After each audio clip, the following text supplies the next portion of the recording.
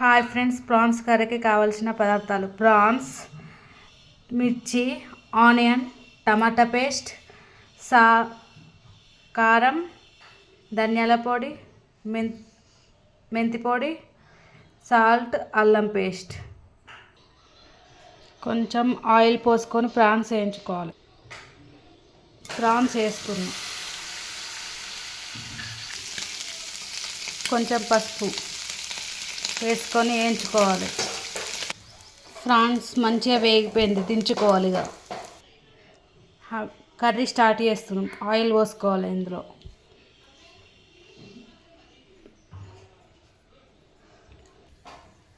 అన్ని స్పైసెస్ వేయాలి.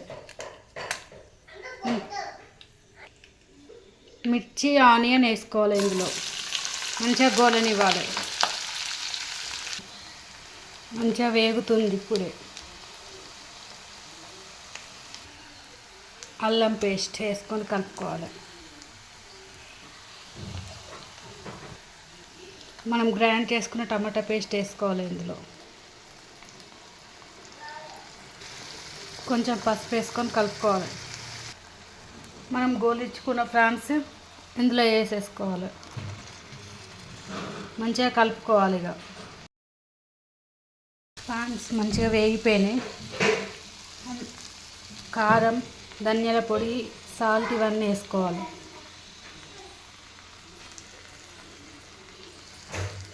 వేసుకున్నాక కలుపుకోవాలి మంచిగా. కొన్ని వాటర్ పోసుకొని మూత పెట్టుకొని కొంచెం పైనంతా కలుపుకోవాలి. కసూరి మెంతి వేసుకొని